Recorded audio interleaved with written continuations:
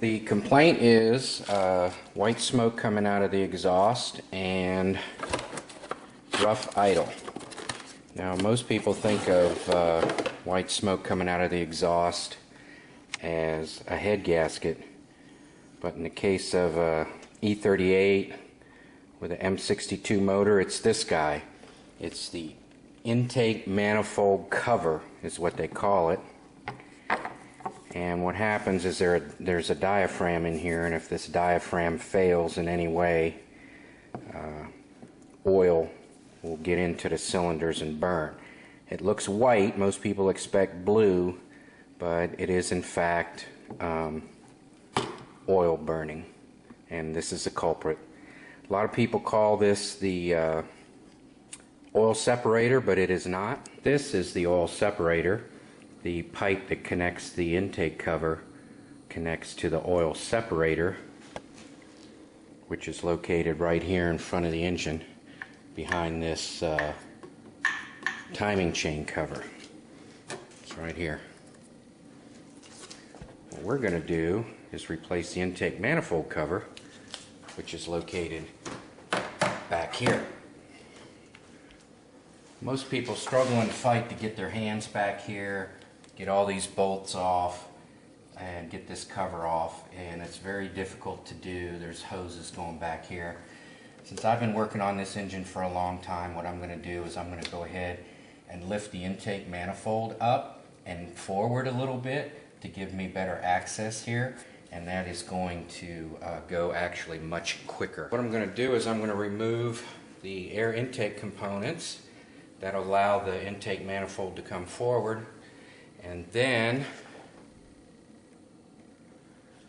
I'm going to free up the electrical so these boxes can lift up to give me the height I need to lift the manifold up forward a little bit to get better access to the box. Okay, I've removed some of the electricals that I think will interfere with it. We'll see. Then I'll take my 11mm socket and undo the intake manifold hold down nuts. I'll remove all 10 of those, and then I'll just start seeing what is holding me up, and I'll just remove what's necessary. So with all the nuts resting on top of the studs, just take my handy dandy little pickup magnet, remove the nuts. Makes life a little easier. Alright, the intake manifold is free. I do know that the piping from the oil separator in the front of the engine to the intake manifold back cover, which we're replacing, that pipe is still connected, and also my fuel lines are still connected, and I have these vacuum lines still connected, so I'm going to see if that's if I can get that free. Alright, there's a clip that holds the pipe. I'm going to go ahead and remove that and the vacuum lines to the brake vacuum booster. So what you do is you just put a screwdriver between the rear manifold cover and the connector pipe, and then you twist it and just push that pipe right off. Alright, I'm going to have to disconnect the fuel injectors just to give me that little one more inch that I need. Now, what you read in the Bentley manual and online is to pick these little clips off here one at a time. It's a pain in the ass. Let me show you a little cute trick. Doesn't hurt anything. Disconnect your pipe on this side, but the other side is free. Just pull on it. Oh gosh, did you see how easy that was? Beats the heck out of taking all these little clips off of here. And if you examine your injector, you'll see that where it locks in is rounded. You won't damage anything. Alright, I also had to remove all of the torque limiters that go on the intake manifold. The nut sits on top of here. They were being a pain, so I had to take those out. Alright, the intake manifold is up and away. I lifted it up and away. What's restricting it from going forward is the fuel lines. I don't want to touch those. They're a super pain in the ass. And there's also a cable on the other side of this junction box. But for the most part it's free. Now I have plenty of room to access all of the screws that hold on that back panel. Let's go at it. This is a big tip. Once you've removed the factory torque screws, replace them with socket head cap screws. They are much easier to get a grip on with your tool to get out. Also, if you don't want to use the remove the intake manifold or move it out of the way like I did, you'll be able to get an Allen wrench back there, whereas the tools available to get a Torx back there are limited, and you will hate that job. Well, here's the problem. If you can see black on black, this piece is all mushed and all tore up.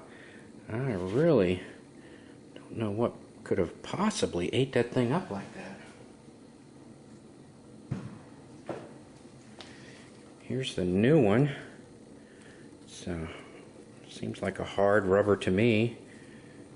Nice and firm. I know it's probably difficult to see black on black, but tore up mushy one, new firm one.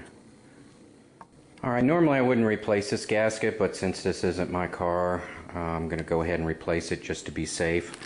Also, there's a gasket on the front end. I'm going to take the throttle body off and replace the front of the pipe that runs between the throttle body and the intake manifold cover, which is the back plate. There's a little washer there. I'm going to make sure that thing's still in good shape. I'll go ahead and fix that too. And I know it's difficult to see black on black, but there are two holes here to allow vacuum hoses to be hooked up.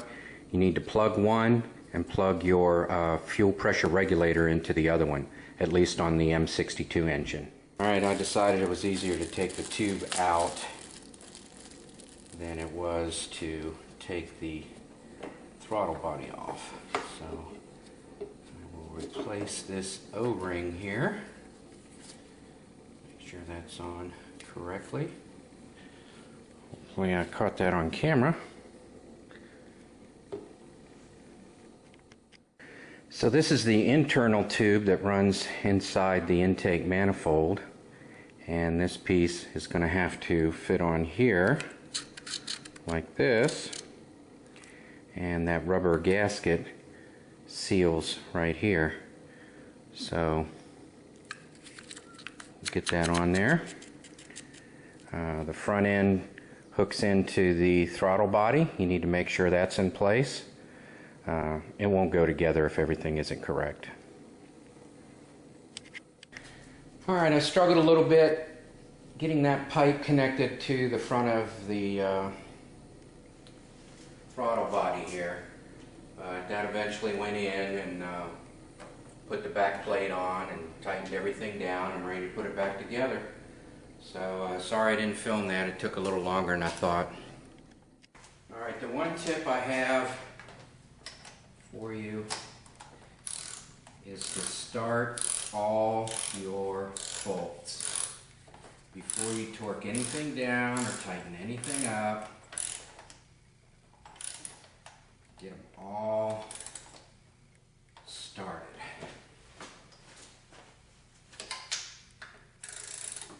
You'll be a whole lot happier, especially with that back cover.